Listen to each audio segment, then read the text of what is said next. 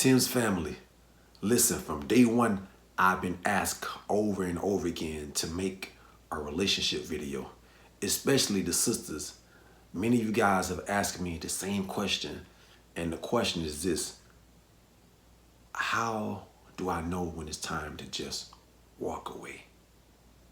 And I won't take on the responsibility of telling you when you should leave a relationship. But what I will do is I'm going to make a video, and in this video, I'm going to give you 3 signs to know when he or she is a toxic person, and you should proceed with caution. Number 1, deflection. Deflection. I call it the Wonder Woman effect. You know Wonder Woman, she has the bracelets, and when she's shot at, she's bing, bing, bing. She deflects the bullets back. Deflection. When you talk to that guy and everything you say to him, he simply deflects it. Whatever you say to him, he says it's what you do. It's what you do. If you tell him, my mother came by the house the other night and you guys had a conversation and I noticed that you said this to her, I found that a little distasteful or a little disrespectful. Instead of saying, baby, I apologize. If I said this, I didn't mean it that way, or I'll do better by her the next time. Call up and I'll apologize to her personally. But I really am sorry.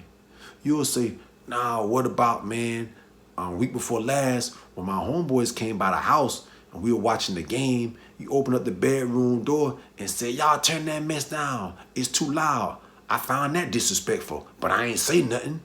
I ain't say nothing. So why you coming at me like this? Everything you say, you're coming at them. They're deflecting.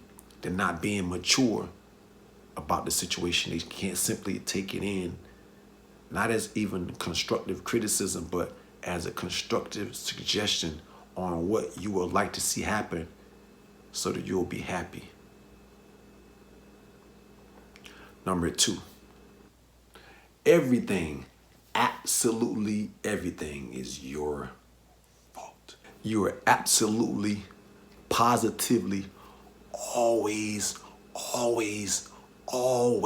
wrong. I don't care what happens. Whatever happens, you are at fault. You are wrong. No matter what happens in a relationship.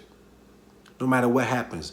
If an argument gets started, if an argument is started because you caught him looking at a girl or you caught him flirting, you are absolutely wrong. I wasn't flirting. You made me, I looked at the girl and I saw it so-and-so, I saw her dress, and you just took it out of proportion. You blew everything all the way out of proportion. You did wrong. You wrong. You made me look at her. You made me cheat. You made me cheat. You pushed me into another woman's arms. When I tried to talk to you, you wasn't there. You wasn't open to talking to me. When I needed someone's shoulder to cry on, you wasn't there. So I cheated. It's your fault. You pushed me to her arms. It's your fault. Right. Everything is your fault. He doesn't want to take any responsibility for anything. It's always you, because in his eyes, he's so narcissistic. There's no way that I can be wrong. If there's a problem, you have to be the problem. It can't be me. You're evil. It has to be you. And everything is just your fault. Sad, but it is what it is. Number 3. Number 3 is interesting. It's ad hominem. Ad hominem. Ad hominem of an argument or reaction directed against a person rather than the position they are maintaining. Ad hominem. basically ad hominem is when there's an issue, you take the position, or he or she takes the position of attacking you personally as opposed to your stance or your thoughts. It's not what you're thinking. I'm attacking you personally as a person. And that's horrible. That is horrible. Everything is personalized. It's no longer when you guys have a discussion or an argument, because we're going to have arguments. We're going to have little discussions. We're going to have little quibs. It happens. It's a relationship. We're people. You're human. He's human. You're not perfect. He's not perfect. So come on. You're going to have little arguments. But when you have an argument, it's no longer about problem solving. In fact, you trying to solve a problem becomes another problem, or causes that problem to become a bigger problem. So the problem is no longer the problem. The fact that you're trying to address the problem becomes the problem. And you keep going around in circles and nothing can get solved. You're walking around on eggshells because you don't want to address anything. And things begin to pile up. Problems begin to pile up until they're beyond your reach. And you are like, I don't know what to do. I don't know what to do anymore. You're stuck. You're in a rut. You're in a space that you can't find any happiness. You can't find any solace. You can't find your way home. Your relationship is doomed. Now listen, by no means do I want you to take what I'm saying in this video and nitpick your relationship with your significant other and say, yeah, that's her, that's him. Oh boy, you call him out, as if he or she is the only problem. And don't take any responsibility or any accountability yourself, because you're not perfect. I'm not perfect. And this video is not to sort out their imperfections. It's not about that.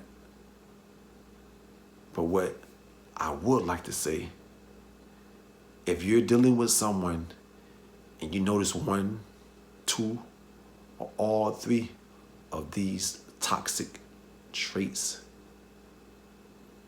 and you decide that you do want to go forward, although you see that they have shown little to no sign of trying to change or trying to remedy this problem, not talking about remedying the problem, but actually putting in work to change this problem.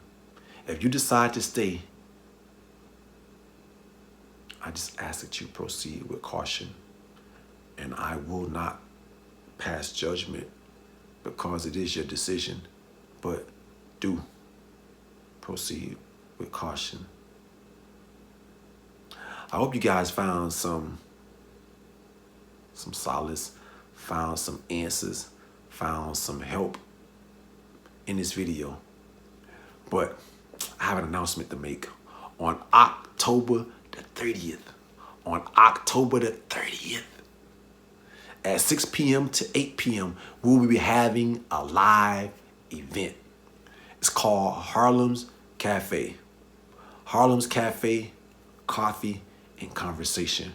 We're going to select a small group of women to have coffee and have conversation about things like this discussed in this video and a host of other things. We're going to have a Q&A where you guys can ask any question of me that you would like. I'll answer to give you guys some insight. I really, really do want to help. But it's invitation only. The only way that you can be invited is to email me at harlem@timsevent.com. That's Harlem at timsevents.com. And we will select a special small group of ladies to attend this event. And I promise you, we are going to have an amazing time. I cannot wait. So please email me today. I can't wait to see you guys. Be sure to email me. Can't wait to see you guys. I'm so excited. I'm so excited. I'm so. We're gonna have a good time. We're gonna have a good time. Mm-hmm. Mm-hmm. Mm-hmm.